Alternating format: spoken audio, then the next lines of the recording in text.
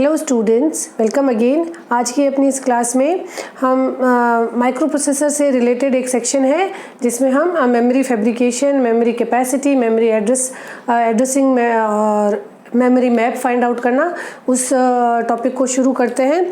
तो हमने अपने प्रीवियस वीडियो में माइक्रो प्रोसेसर 8085 का इंट्रोडक्शन पढ़ा था। हमने ये पढ़ा था कि अगर आप एक सिंगल चिप पे ALU और रजिस्टर एरे और आपकी अगर कंट्रोल यूनिट को एक ही चिप पे फैब्रिकेट करते हैं और फिर इसे अगर आप एक्सटर्नल डिवाइसेस के साथ IO डिवाइस या अगर आप इसको मेमोरी के साथ अगर इसकी इंटरफेसिंग अगर आप करते हैं तो ये आपका जो गिवन टास्क है वो कंप्लीट आपको करके देता है। ये जो आपने सिंगल चिप फैब्रिकेट की है जिसमें अरिथमेटिक लॉजिक यूनिट है, रजिस्टर एरे है और कंट्रोल यूनिट है, उसे आपने माइक्रो प्रोसेसर का नाम दिया था। अरिथमेटिक लॉजिक यूनिट का काम है अरिथमेटिक और लॉजिकल ऑपरेशन गिवन डेटा पे परफॉर्म करना। रजिस्टर एरे जो है उसमें एक्यूमुलेटर, फ्लैग्स और कुछ रजिस्टर्स हैं, स्टैक पॉइंटर है, प्रोग्राम काउंटर है। ये सारे जो रजिस्टर्स हैं वो टेम्परेरी वैल्यू को होल्ड करते हैं as well as memory location को भी होल्ड करते हैं कि नेक्स्ट इंस्ट्रक्शन हमें कहाँ से लेना है। कंट्रोल यूनिट का काम जो है वो टाइमिंग और सिंक्रोनस जो है इंस्ट्रक्शन कहाँ पे डेटा बस पे क्या जाना है और उन सबको उनके बीच में सबके बीच में सिंक्रोनाइजेशन कंट्रोल यूनिट जो है वो मेंटेन करती है। तो ये जो आपने माइक्रो प्रोसेसर बनाया है, ये माइक्रो प्रोसेसर अपने फंक्शनिंग के लिए यहाँ पे आपका माइक्रो प्रोसेसर होगा और ये माइक्रो प्रोसेसर अपनी फंक्शनिंग के लिए एक मेमोरी ब्लॉक, ठीक है। अभी हम IO डिवाइसेस को नहीं डिस्कस कर रहे, हम ये केवल डिफाइन कर रहे हैं कि किस तरह से माइक्रो प्रोसेसर और मेमोरी जो है को ऑपरेट करेंगे और कैसे ये दोनों डेटा एक्सचेंज करके आपका जो भी गिवन टास्क है उसे परफॉर्म करते हैं। इस मेमोरी सेक्शन में आप सारे प्रोग्राम के इंस्ट्रक्शंस लिखते हैं, ठीक है। जो भी आपने निमोनिक्स लिखे वो सारे स्टोर्ड रहते हैं। जिस डेटा ब्लॉक पे आपको प्रोसेसिंग करनी है वो डेटा भी यहीं पे स्टोर रहता है, इसका जो आउटपुट आएगा वो भी यहीं पे स्टोर रहता है। तो मेमोरी को आप ऐसे बोल सकते हैं एक स्टोरेज यूनिट है जो set of instructions as well as data को होल्ड करने का काम करती है, स्टोर करने का काम करती है। माइक्रो प्रोसेसर अपने फंक्शनिंग के लिए पहले एड्रेस जो लाइन से उनको एक्टिवेट करता है, वो एड्रेस लाइन के अकॉर्डिंग यहाँ पे मेमोरी सेलेक्ट होती है, वो मेमोरी का सेक्शन सेलेक्ट होता है जहाँ से हमें इंस्ट्रक्शन उठाना है। फिर ये अपनी एड्रेस जो अपनी डेटा लाइन्स है उस पर अपना इंस्ट्रक्शन का कोड जो है वो प्लेस करता है और वो जो आपका डेटा लाइन है आपको उस पर डेटा लाइन पे आपका डेटा मेमोरी की तरफ या मेमोरी से, ठीक है, ये सब आपको मिलता है। अगर मेमोरी में आपने प्रोग्राम लिख रखा है तो यहीं पे आपने अपने इंस्ट्रक्शन का हेक्साडेसिमल कोड लिखा है, ये कोड भी ये फैच करेगा माइक्रो प्रोसेसर, उसके अकॉर्डिंग ये एग्जीक्यूशन करेगा और इसका रिजल्ट जो है वो उसके रजिस्टर्स में भी रह सकता है। और अगर इंस्ट्रक्शन दिया गया है कि रिजल्ट्स को मेमोरी में स्टोर करिए तो ये वापस मेमोरी में भी भेज सकता है। तो इंस्ट्रक्शंस के कोड को कम्युनिकेट करना, डेटा को कम्युनिकेट करना, डेटा इंटरचेंज करना, कोड के अकॉर्डिंग एग्जीक्यूशन करना, सब के लिए माइक्रो प्रोसेसर कंटिन्यूअसली मेमोरी से इंटरेक्ट करता है। अब ये माइक्रो प्रोसेसर किस कैपेसिटी की मेमोरी से इंटरेक्ट कर सकता है ये डिपेंड करता है कि आपकी जो माइक्रो प्रोसेसर आपने लिया है उसकी एड्रेस बस कितनी कैपेसिटी की है।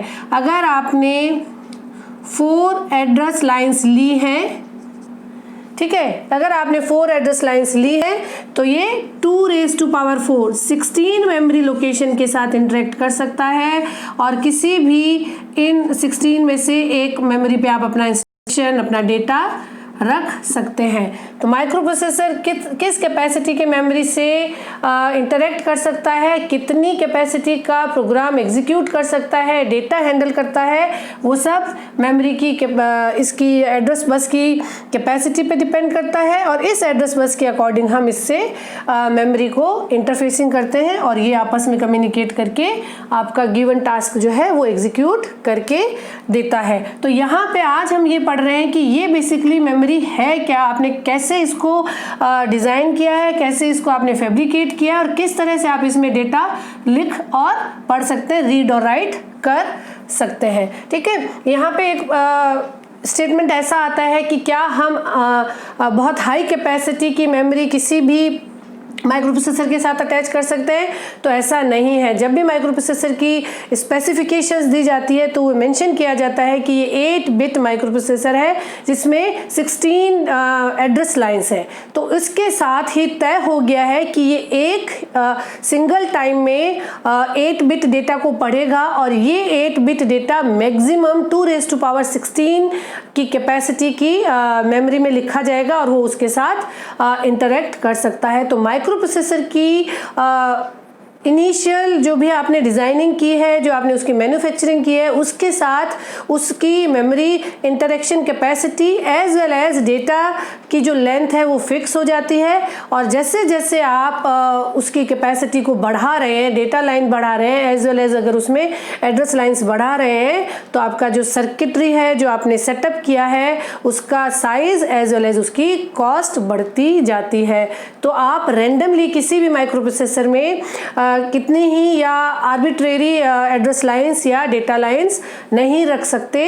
ये आपके पास एक लिमिटेशन है, आपको ट्रेड ऑफ करना पड़ेगा।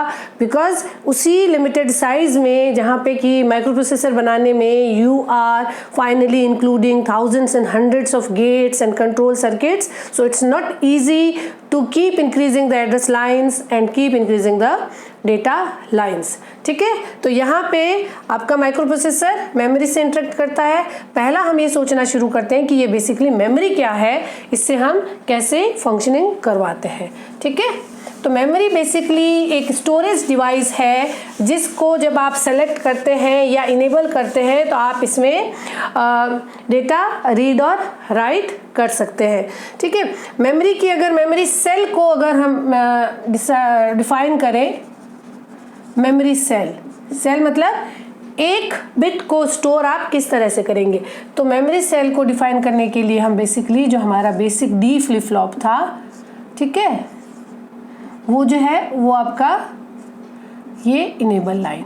ठीक है, डी फ्लिप फ्लॉप में अगर आप इसको और बहुत क्लियरली मेंशन करना चाहते हैं तो आप इसमें क्लॉक मेंशन करेंगे। डी फ्लिप फ्लॉप का जो ऑपरेशन था उसमें क्या था कि जो भी आपने इनपुट डेटा प्रोवाइड किया है नेक्स्ट क्लॉक पे वो आपको आउटपुट पे मिल जाएगा। इसे हम डिले फ्लिप फ्लॉप भी बोलते हैं, डिले फ्लिप फ्लॉप भी बोलते हैं। जो भी आपने इनपुट पे प्लेस किया जो वैल्यू, ये अगर 0 था तो नेक्स्ट क्लॉक पे Q भी 0 हो जाएगा, ये 1 था तो नेक्स्ट क्लॉक पे आपका Q भी 1 हो जाएगा। ये इनेबल जो लाइन है वो ये बता रही है कि जब भी आप इस सेल को सेलेक्ट करेंगे ये रीड और राइट करने के लिए अवेलेबल है। तो जब तक आपकी इनेबल लाइन सेलेक्टेड नहीं है आप उसको रीड और राइट नहीं कर सकते। ठीक है, ये इनेबल का मतलब आपने इसे सेलेक्ट कर लिया है। तो ये सिंपल जो है ये एक मेमोरी सेल है। आप इसमें एट अ टाइम 1 बिट 0 और 1 स्टोर कर सकते हैं। आप अगर हम इसका तो डी फ्लिप फ्लॉप और D latch is a basic memory cell that can store a single bit at a time whenever it is selected for the read or write operation। अगर हम इसका एलेबोरेट वो बनाएं रीड और right control signal के साथ तो आप इसको इस तरह से बना सकते हैं। ये आपका डी होगा और ये आपका राइट होगा। जब भी ये एंड गेट, ठीक है, ये इनेबल, इसके साथ आपका रीड और ये आपका क्यू। ठीक है, ये आपका डी हो जाता है तो इसको आप ऐसे लिख सकते हैं डेटा इन, जिससे ये क्यू है आप इसे लिख सकते हैं डेटा आउट। ठीक है, ये आपकी, अगर आप और इसको एलेबोरेट करें तो ये आपकी मेमोरी सेल बन जाती है। आप इसको क्लॉक ड्रिवन भी बताएंगे कि क्लॉक फ्रीक्वेंसी इसको ड्राइव कर रही है, हर क्लॉक पे ये अपनी ट्रांजिशन दिखा रहा है। तो देखिए, आप जो भी डेटा इनपुट देंगे, अगर इस मेमोरी सेल का राइट हाई है तो जो भी आपने डेटा दिया वो डेटा इसमें एज ए इनपुट स्टोर हो जाएगा। तो condition is it should be enabled. फिर अगर आपने रीड का इंस्ट्रक्शन दिया, रीड हाई किया, तो जो भी आपका क्यू स्टेट थी, जो आपकी रिसेंट आउटपुट थी, वो डेटा आउटपुट पे आ जाएगी। तो a memory cell when selected can read और write the given data that is available on the line. पहले आप रीड को राइट को हाई करते हैं, फिर डेटा इनपुट देते हैं, और ये अगर ये 0 है तो यहाँ पे 0 मिलेगा, ये 1 है तो यहाँ पे 1 मिलेगा, बिकॉज दिस इज 1। ठीक, ये इंस्ट्रक्शन दिया, फिर यहाँ पे जो भी डेटा है वो इसमें स्टोर हो जाएगा। ये इसके इनपुट लाइन्स हैं, इसने इस डेटा को राइट कर लिया। सिमिलरली आप जब रीड करना चाहते हैं तो आपका ये जो डेटा है ये यहाँ पे अवेलेबल होगा। पहले आप यहाँ पे इस डेटा को रीड करेंगे, सॉरी डेटा आपका क्यू जो है वो इसको मिल रहा है, एज वेल एज अगर आपने इसको हाई कर दिया तो इसकी जो भी डेटा इसमें स्टोर्ड था, जो पहले आपने जो भी डेटा लिखा है जो इसमें एज अ क्यू स्टोर्ड है, वो आपके डेटा आउटपुट की फॉर्म में आ जाएगा। तो जो आप देना चाह रहे हैं वो स्टोर भी हो सकता है, और जो इसमें स्टोर्ड है वो आप रीड भी कर सकते हैं। तो ये हो गया आपका मेमोरी का basic cell. Whenever it is selected and proper control signal is given, it can read or it can write the data in cell। ठीक है, इस बेसिक मेमोरी सेल से आप ये सिंगल बिट को स्टोर कर रही है। अब आप at a time single bit नहीं, you are going to store a combination of bit और वर्ड। ठीक है, तो आप अगर 4D फ्लिप फ्लॉप को एक साथ कनेक्ट करते हैं और एक ही सिंगल, जैसे इनेबल, ठीक है, और रीड और राइट, ठीक है, इनके कॉमन अगर कंट्रोल सिग्नल है, और तो ये जो आपका ग्रुप ऑफ फ्लिप फ्लॉप या ग्रुप ऑफ डी लैच जो है ये बन जाएगा एक रजिस्टर। इसमें कितने नंबर ऑफ फ्लिप फ्लॉप्स हैं वो ये डिसाइड करेगा कि आप एक ही टाइम में या एक क्लॉक में कितने बिट्स एक साथ स्टोर कर सकते हैं। जैसे मैंने ये 4 बिट का रजिस्टर बनाया, तो इसमें आप सिंगल क्लॉक पे आप इसमें D0, D1, D2 और D3 एज वेल एज आप इससे Q0, Q1, Q2 और Q3, ठीक है, ये इसकी इनपुट लाइन्स है, ये इसकी आउटपुट लाइन है।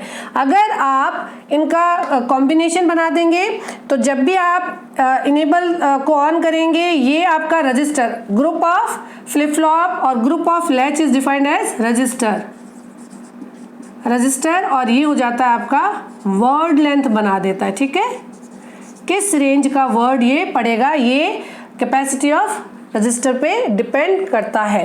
ठीक, अब जब आप इसे सेलेक्ट करेंगे तो ये चारों एक साथ सेलेक्ट होंगे, और आपने D0, D1, D2, D3 पे कुछ भी दिया है, अगर आपने 1 0 1 0 दिया, तो जैसे ही आप इस पे राइट का अगर आप कंट्रोल सिग्नल हाई करेंगे तो ये जो डेटा है इन चारों में साइमल्टेनियसली सिंगल क्लॉक फंक्शन पे ये इसमें स्टोर हो जाएगा, और जब आप रीड का कंट्रोल सिग्नल हाई करेंगे तो यही डेटा आपको आउटपुट लाइन पे मिल जाएगा। ठीक, ये है एक सेल, और group of cell is defined as a register, and register is nothing else than word length of the memory, कि ये मेमोरी किस लेंथ का वर्ड पढ़ सकता है। यहाँ पे इसकी वर्ड लेंथ हो गई है 4 बिट। आप इसमें एक साथ 4 बिट को स्टोर कर सकते हैं। ठीक है, ये एक रजिस्टर था और आपने इसको एक इनेबल लाइन से सेलेक्ट कर लिया। अब अगर आपके पास 2 रजिस्टर्स होते, आप धीरे धीरे कैपेसिटी बढ़ाना चाह रहे हैं ना, आप ऐसा तो करेंगे नहीं कि एक ही मेमोरी स्पेस में आप बार बार डेटा लिख रहे हैं, रीड और राइट, और उसे क्लियर कर रहे हैं। आप एक बैंक ऑफ मेमोरी जो है या बैंक ऑफ रजिस्टर्स को असेंबल करेंगे। अब अगर आप इसको सेलेक्ट करना चाहें तो आप क्या करेंगे, आप डेटा लाइन्स दोनों की कॉमन है।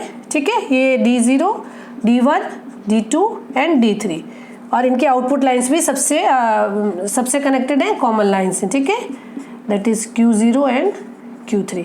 अब आप जब इनेबल को 0 करेंगे तो ये वाला रजिस्टर सेलेक्ट हो जाएगा। अब अगर आप इनेबल को हाई करेंगे तो ये वाला रजिस्टर सेलेक्ट हो जाएगा, जो भी आपने डेटा दिया, ठीक है। और एज वेल एज रीड और राइट। अभी हम केवल ये डिस्कस कर रहे हैं कि मेमोरी कैसे साइज उसका इंक्रीज होता जा रहा है, और जैसे जैसे मेमोरी का साइज इंक्रीज होता जा रहा है वैसे वैसे हमारे लिए उसको सेलेक्ट करने के लिए हमें क्या सर्किट में असेंबल करते जाना होगा। तो अगर आप 2 रजिस्टर में से एक को सेलेक्ट करेंगे तो यहाँ पे 0 देने पे ये सेलेक्ट हो जाएगी और यहाँ पे 1 देने पे ये सेलेक्ट हो जाएगी। जो भी डेटा लाइन पे इनपुट था वो इसमें स्टोर हो जाएगा, और अगर 1 देंगे तो ये इसमें स्टोर हो जाएगा। तो 2 रजिस्टर को अगर आप सेलेक्ट करना चाहते हैं तो आपको एक सिलेक्शन लाइन, जिसे कि आप बाद में एड्रेस लाइन बोलते हैं, वो चाहिए होगी, ठीक है। अब हम आते हैं, मान लीजिए हमारे पास 8 रजिस्टर्स है, ठीक है। हमारी जो मेमोरी जो हमने बनाई, बेसिकली ये जो मेमोरी है वो आप अनलिमिटेड साइज की नहीं बना सकते। आप किस साइज की मेमोरी बना रहे हैं उसकी कॉस्ट जो है और उसका जो स्पेस है वो उसी पे डिपेंड करता है। मान लीजिए हमने एक मेमोरी बनाई जिसमें हमने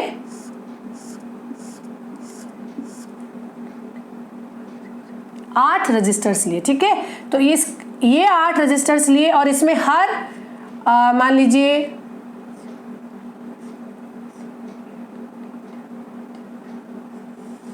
8 बिट आप एट अ टाइम स्टोर कर सकते हैं, ठीक है। ये आपकी बिट्स की कैपेसिटी। यहाँ पे जो आपने वर्टिकल लाइंस डाली है, जितनी रजिस्टर में जितनी सेल्स हैं, ठीक है, वो तो आपका आ जाता है वर्ड लेंथ। वो डिपेंड करता है कि D0 से, अभी इसमें आपके क्या आएगा 7 तक, D0 से लेके आप D7, ठीक है। ये सब सेल से कनेक्टेड है। और ये जो आपका ये रजिस्टर 1 है, ये सॉरी आप इसको 7 बोले, और ये रजिस्टर 0 है, R0 R7। आपके पास 7 रजिस्टर हैं और हर रजिस्टर में आप 8 बिट्स स्टोर कर सकते हैं, ठीक है। ये सारी डेटा लाइंस इनसे कनेक्टेड है। इन पे जो भी इनपुट दोगे आप, कौन सी मेमोरी लोकेशन पे जाएगा ये डिसाइड करना है। अब अगर आप इसमें से किसी, मान लीजिए इसमें आप कुछ लिखना चाहते हैं, इस मेमोरी को रीड या राइट करना चाहते हैं, तो among 8 registers you have to select this one. This is 0 1 2 3 4 5 6 7। तो आपको ये जो 3 मेमोरी एड्रेस या 4th जो आपका रो है उसे आपको सेलेक्ट करना है। तो इसके लिए आपको फिर क्या चाहिए होगा कि आप एक 3 to 8 डिकोडर लें, ठीक है। 3 to 8 डिकोडर की 8 लाइंस होती हैं, आउटपुट लाइंस, है ना। ऐसे ही कुछ होता है, इसकी 8 आउटपुट लाइन होंगी। और अगर आप इस पे 0 0 0 इनपुट देते हैं, इसके लिए आपको 3 एड्रेस लाइन्स ही होंगी, A0 A1 और A2। अगर आपने ये कॉम्बिनेशन 0 0 0 दिया है तो ये लाइन हाई हो जाएगी, ये लाइन हाई होके इस रजिस्टर को केवल इनेबल करेगी। फिर आपने जो भी डेटा लाइन्स पे डेटा दिया है वो यहाँ पे स्टोर हो जाएगा। अगर आपने इसको, इस पर्टिकुलर रजिस्टर को आपको अगर सेलेक्ट करना है तो आप यहाँ पे क्या एड्रेस देंगे 0 1 1। जब आप ये 0 1 1 ये अगर आप लाइन पे डालेंगे तो 3 to 8 डिकोडर की ये वाली लाइन है ना, ये वाली लाइन हाई हो जाएगी। ये लाइन जो है वो बेसिकली आपकी इनेबल लाइन है उस रजिस्टर के लिए। ये रजिस्टर जो है, ये रजिस्टर सेलेक्ट हो जाएगा। इस रजिस्टर के सेलेक्ट होने पे ये सभी 8 सेल्स जो कि D फ्लिप फ्लॉप है, D लैच है, ये सेलेक्ट हो जाएंगे।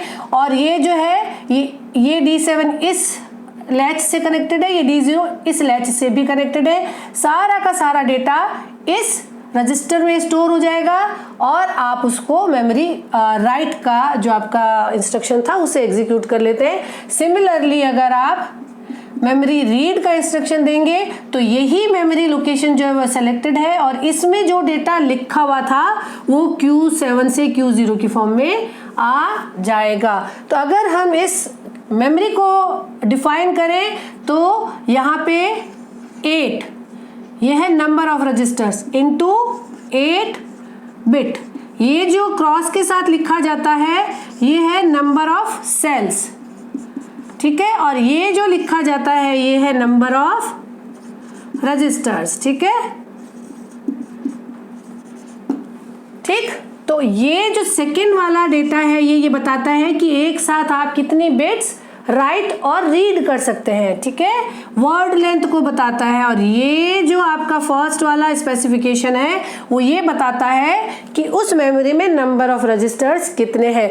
इस जो कॉम्बिनेशन ऑफ रजिस्टर है उसको हम चिप भी बोलते हैं, मेमोरी चिप भी वही बोली जाएगी।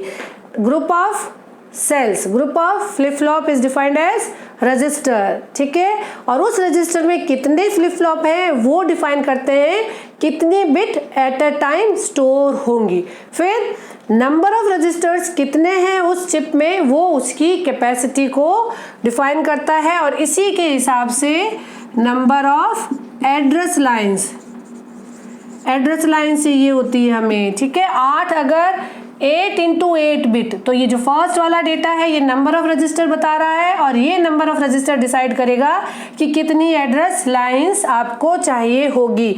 अगर हम 64 × 8 बिट की बात कर रहे हैं तो 64 को सिलेक्ट करने के लिए, 64 रजिस्टर्स को सिलेक्ट करने के लिए आपको कितने एड्रेस लाइंस चाहिए होंगी? 6, ठीक है।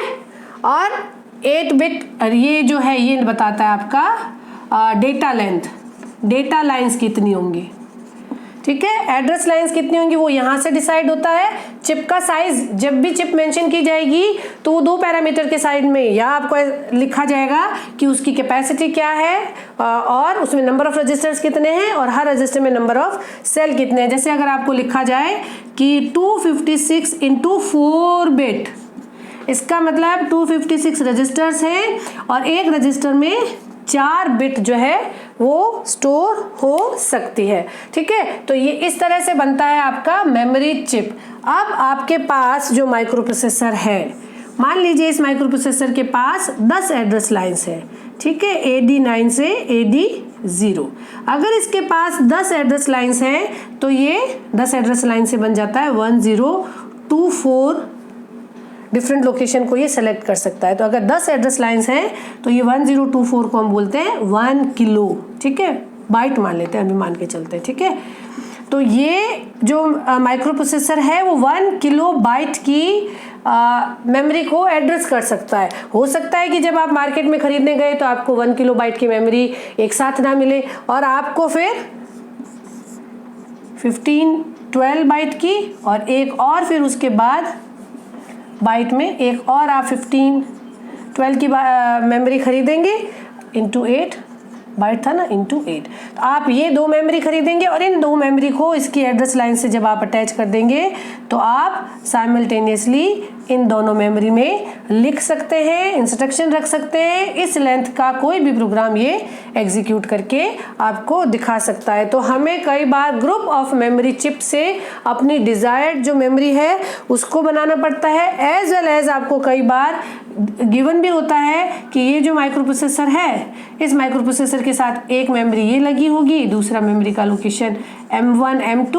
और उसका कुछ डिकोडिंग दिया हुआ होगा, बताएंगे कि ये किस रेंज का है, ये किस रेंज का है, एड्रेस मैप बताइए या इनका मेमोरी मैप फाइंड आउट करिए। तो वो आपको कैलकुलेट करना पड़ता है, उसके लिए पहले हमें मेमोरी स्पेसिफिकेशंस आनी चाहिए। तो यहाँ पे आपने ये मेमोरी चिप की स्पेसिफिकेशंस डिफाइन की। अब इन मेमोरी चिप से आप अलग अलग कैपेसिटी की मेमोरी बना सकते हैं। जैसे मैंने बताया कि कई बार हमारे पास कंप्लीट मेमोरी ब्लॉक नहीं होगा, बिकॉज जैसे जैसे आप मेमोरी का साइज बढ़ाते जाते हैं उसका कॉस्ट बढ़ रहा है। तो कई बार हम स्मॉल साइज की मेमोरीज लेके उन्हें इंटरकनेक्ट करके अपना जो रिक्वायर्ड मेमोरी साइज था वो बना लेते हैं, ठीक है। ये आपको समझ में आया। अभी आप ये पता लगाएं कुछ एग्जाम्पल से कि अगर आपको ऐसा कहा जाता है कि मेरे पास 64 × 4 बिट की मेमोरी चिप है, ठीक है, और उससे मुझे 64 बाइट की मेमोरी बनानी है, ठीक है। 64 × 4 बिट की मेमोरी चिप है और ठीक है, और मेमोरी आपके पास अवेलेबल है और आपको जो बनानी है वो ये बनानी है। तो आप बाइट का मतलब होता है, एक ध्यान रखिएगा, बाइट का मतलब होता है 8 बिट्स, ठीक। आप इसमें 64 वर्ड्स लिख सकते हैं लेकिन 4 बिट्स एक ही टाइम पे लिख पाएंगे, जबकि हमें जो बनानी है वो चाहिए हमें 64 × 8। इस रिक्वायरमेंट को सॉल्व करने के लिए हम दो अगर मेमोरी लेके आए, ठीक है, M1 और M2, ठीक है, इसमें आप D0 से लेके D3 तक स्टोर करें, इसमें आप D4 से लेके D7 तक स्टोर करें। तो आप अगर इस तरह की दो मेमोरीज को पैरेलल में बैक टू बैक जोड़ेंगे तो आपके पास बन जाएगी 64 इंटू 4, 64 इंटू 4, ये हो गया 64 बाइट, ठीक है।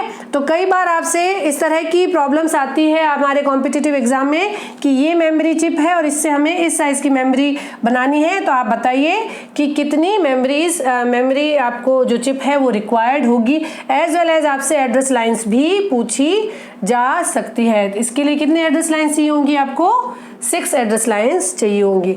आप अपने रेफरेंस के लिए 1K को आप एक अपना इंटरमीडिएट रेफरेंस याद रखें। 1K मेमोरी को एड्रेस करने के लिए हमें 10 एड्रेस लाइंस चाहिए होती है, ठीक है। इससे आप बेंचमार्क बना के याद कर सकते हैं, ठीक है ना। अभी पूछा जाता है कि 2K की मेमोरी के लिए कितनी एड्रेस लाइंस चाहिए होगी, तो 2K के लिए आपको एक लाइन और बढ़ जाएगी और 2K के लिए आपको 11 एड्रेस लाइंस चाहिए होती है, ठीक है। तो अभी आपका ये सिंपल कॉन्सेप्ट हुआ कि डिफरेंट गिवन साइज की मेमोरी से रिक्वायर्ड साइज का मेमोरी कैपेसिटी डेवलप करना। इसमें हम कुछ जो है बेसिक एग्जांपल्स करते हैं जिससे आपका ये कॉन्सेप्ट क्लियर हो जाएगा। एग्जांपल 1 को हम डिस्कस करें। If a memory chip size is 20, first example को डिस्कस करते हैं। 2048 into 8 bit, how many chips are required for making a memory with size 16K।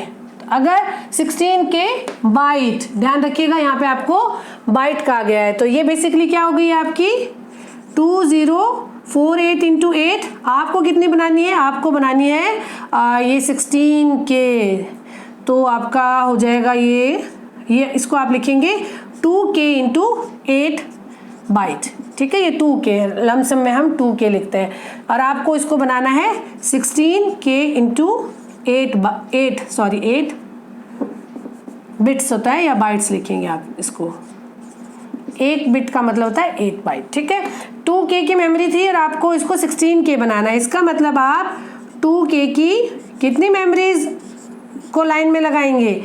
It will be 8, 1 2 3 4 5 6 7 and 8, ठीक है। आप अगर 2K की मेमोरीज का 8 चिप्स को पैरेलल में ऐड ऑन करेंगे तो आपको बन जाएगी 16K की मेमोरी, ठीक है। क्योंकि डेटा लाइंस की कैपेसिटी सेम है तो आपको केवल एक सिंगल कॉलम अरेंज करना पड़ेगा और अलग अलग सिलेक्शन लाइन से आप इनको सेलेक्ट करके 8 ऐसी चिप्स को मिला के आप 16K बाइट, ठीक है ना। 16K बाइट का मतलब होता है 8 बिट्स, ठीक। तो इसका आंसर आ गया आपको 8 मेमोरी चिप्स चाहिए होगी। जैसे इसमें देखिए सेकेंड प्रॉब्लम में लिखा है चिप साइज इज 256 into 1।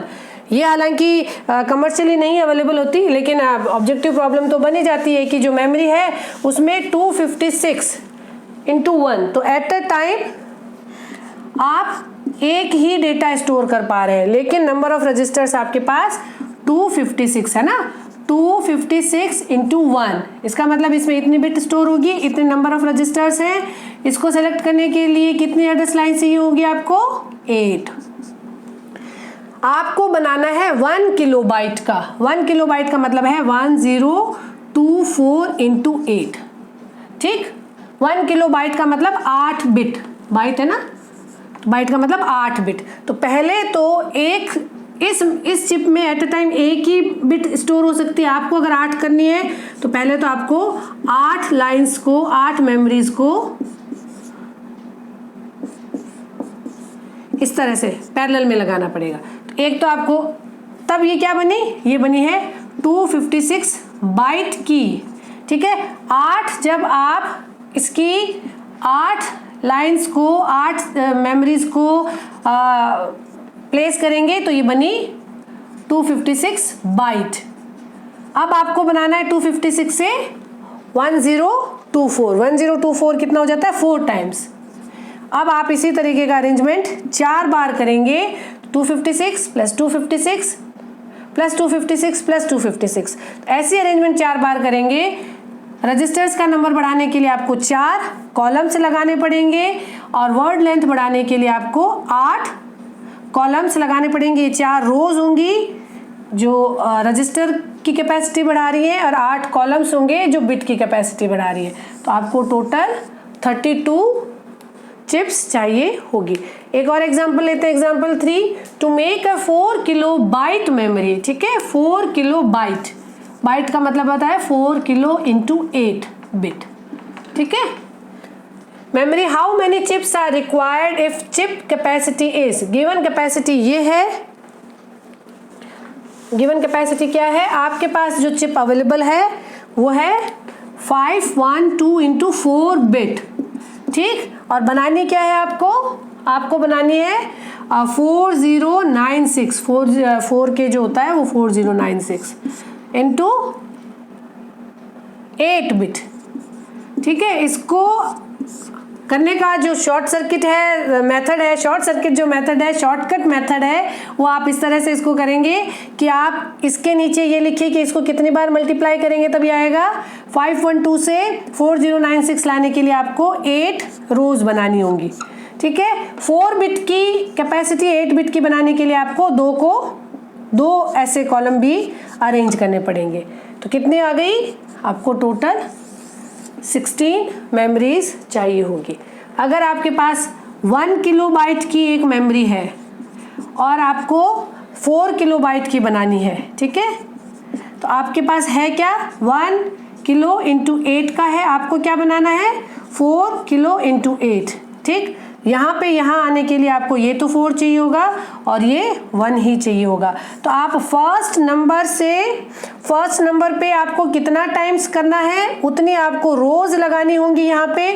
तो आप पहले अपनी कैपेसिटी लिखिए जो आपको बनानी है, नीचे आप अपनी 4k इंटू 8 नीचे आप लिखिए जो आपके पास अवेलेबल है। ठीक, और इसमें देखिए कि किस फैक्टर से आप इसको मल्टीप्लाई करेंगे तो ये आ जाएगा, इसको 4 से मल्टीप्लाई करेंगे तो ये आ जाएगा, और ये है 1 से मल्टीप्लाई करने पे। तो आपको 4 मेमोरी चिप्स चाहिए होंगी, है ना।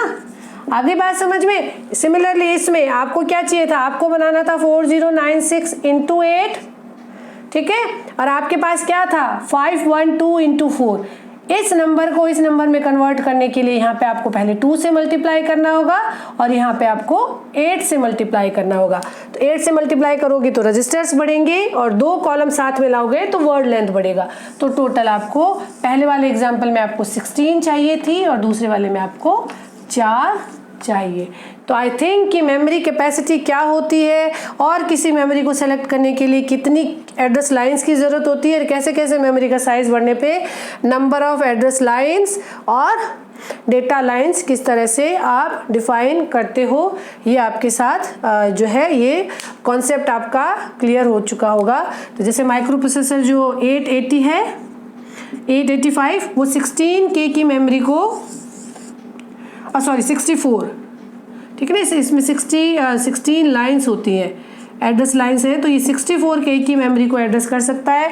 तो 64K ना आके हम यहाँ पे आप जो है आपका 32K हो सकता है, आपका 16K हो सकता है, और हो सकता है कि आउट ऑफ 64 केवल 48K के साथ ही इंटरेक्ट करता है। ये हम एड्रेस डिकोडिंग और जो मेमोरी मैप फाइंड आउट करना है और उसके रेंज में निकालेंगे। तो यहाँ पे हमने मेमोरी कंस्ट्रक्शन, उसकी capacity, address line, data line को पढ़ा है। नेक्स्ट वीडियो में हम मेमोरी का लास्ट और फर्स्ट एड्रेस फाइंड आउट करने की जो प्रैक्टिस है उसको करते हैं कि गिवन कैपेसिटी के मेमोरी चिप का अगर फर्स्ट एड्रेस दिया है तो लास्ट एड्रेस आप कैसे फाइंड आउट करेंगे। Keep learning, keep watching. Thank you.